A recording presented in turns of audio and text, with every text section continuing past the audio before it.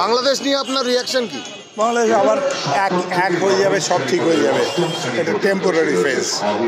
এটা একটা মিলিটেন্ট গ্রুপের ব্যাপার, উগ্রপন্থীদের ব্যাপারে। উগ্রপন্থী বাংলাদেশে অত নেই, পার্সেন্টেজ কম আছে, কিছু রাজাকার থেকে গেছে এই আর কি।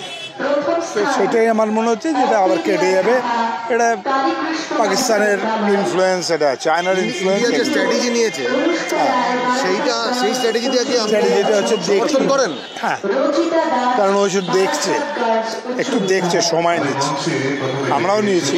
আপনার দল থেকে দিদিমণি যে বার্তাটা দিয়েছিলেন, সেই বার্তাটা হচ্ছে যারা ওখানে সংখ্যালঘু তাদেরকে যদি চলে আসে, তাদেরকে আশ্রয়, যদি আসে, উনি বলেছেন যদি আসে হবে, সেটা হবে, ঠিক আছে। মানে বর্তমানে যা অবস্থা, অতিথিদের দেখা হচ্ছে ভারতবর্ষের মানুষের কাজ, আমরা তাই করবো। কিন্তু ইম্পর্টেন্ট হচ্ছে এটার উপরে কিভাবে পলিটিক্যাল কি প্রেশারটা আসবে, কিভাবে এটা ট্যাকল করবে, সেটা প্রাইম মিনিস্টার ছাড়া কেউ বলতে পারবে না, সেন্টার ছাড়া বলতে পারবে না। বাংলাদেশ নিয়ে আপনার রিয়াকশন কি? বাংলাদেশ আবার এক হয়ে যাবে, সব ঠিক হয়ে যাবে। এটা টেম্পোরারি ফেজ।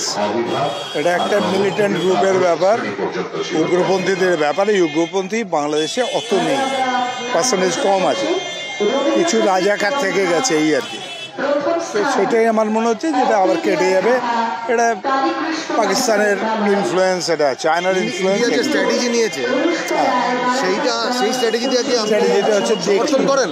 হ্যাঁ, কারণ ওই শুধু একটু দেখছে, সময় নিচ্ছে। আমরাও নিয়েছি।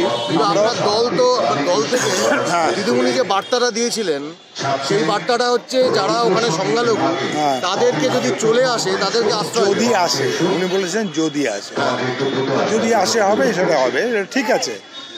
মানে বর্তমানে যা অবস্থা, অতিথিদের দেখা হচ্ছে ভারতবর্ষের মানুষের কাজ, আমরা তাই করবো। কিন্তু ইম্পর্টেন্ট হচ্ছে এটার উপরে কিভাবে পলিটিক্যাল কি প্রেশারটা আসবে, কিভাবে এটা ট্যাকল করবে, সেটা প্রাইম মিনিস্টার ছাড়া কেউ বলতে পারবে না, সেন্টার ছাড়া বলতে পারবে না। আমাদের ভিডিও ভালো লাগলে লাইক এবং শেয়ার করুন। কমেন্ট সেকশনে গিয়ে জানান আপনাদের মতামত। আরও ভিডিও পেতে আমাদের চ্যানেল সাবস্ক্রাইব করুন এবং প্রতি মুহূর্তে খবরের আপডেট পেতে প্রেস করুন বেল আইকন।